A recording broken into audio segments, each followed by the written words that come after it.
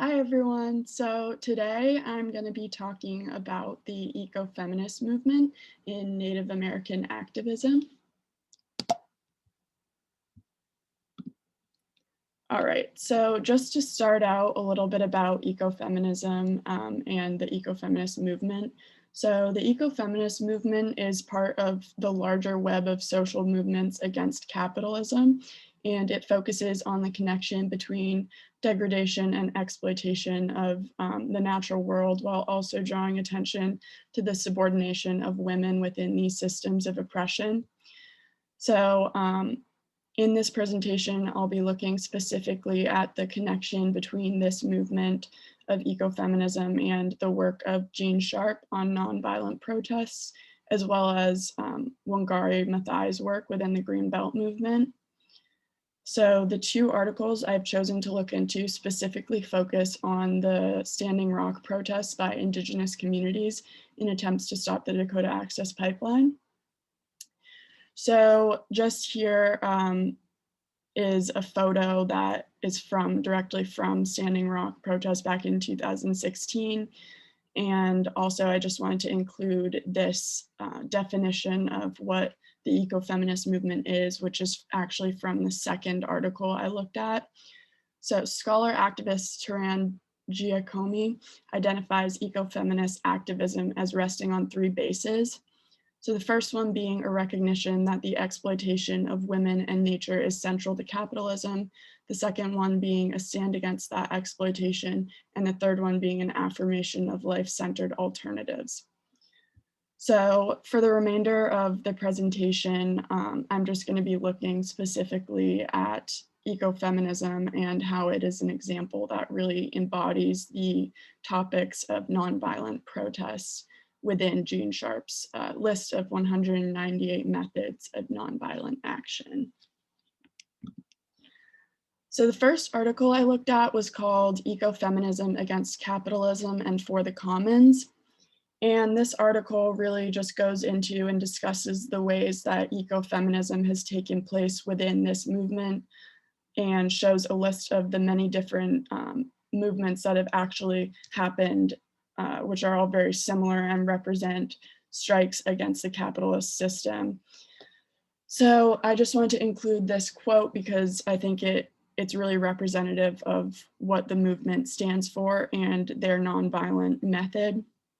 A standing rock moment means our power is rooted in love for humanity. Our strength is drawn from our ancestors. Our medicine is stronger than rubber bullets or water cannons. Standing together, people united, we are who are here today, who are standing with Standing Rock, standing with Flint, Michigan, standing with Oak Flat, standing with immigrants. We are united. So this directly made me think back to Wangari Maathai's Unbowed, in the sense that these protests have gotten actually quite physical against the women who are leading them. In multiple of the readings that I did, it went into depth about personal stories of people who were experiencing physical violence against themselves. And that's actually one of the 6 classes of action and conflicts within Jean Sharp's work. So not only does this connect back to Wangari Maathai's work, but it also connects to the ideas of nonviolent protests and the 198 nonviolent protests aspects within Jean Sharp's work.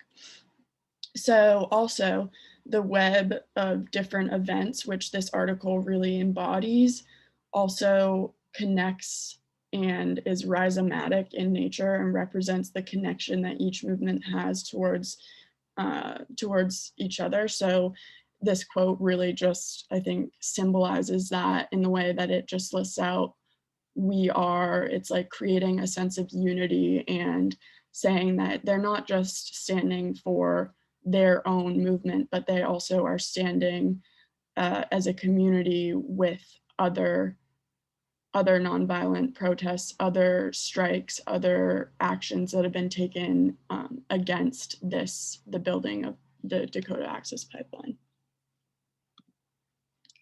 So the second article I read was called Ecofeminist Activism and the Greening of Native America. This article really goes into the similarities and differences between another nonviolent protest that actually happened before Standing Rock called Black Mesa Water Coalition.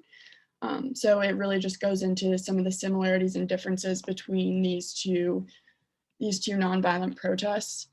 And this was a quote that I just wanted to include as well, because I thought it embodied the nonviolent and peaceful nature of the protests. So it reads, as these two groups interact and influence each other, powerful spiritual and cultural forces are being unleashed in the tribes, and a vision for the future is being created.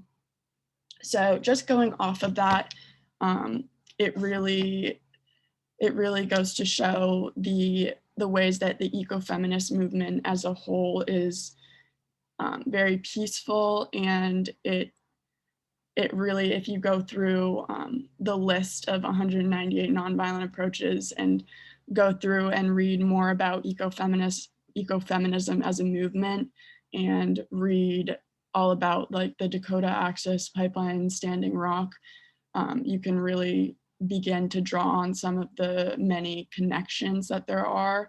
And I think also just relating back to those who read Wangari Maathai's Unbowed, and I'm sure the other two books that we read in class as well, there are many similarities and parallels that we can draw. So I think it's just important to acknowledge the ways that this movement and the ecofeminist activism acts as a peaceful and nonviolent approach, and how we can really just truly see that in the Standing Rock example.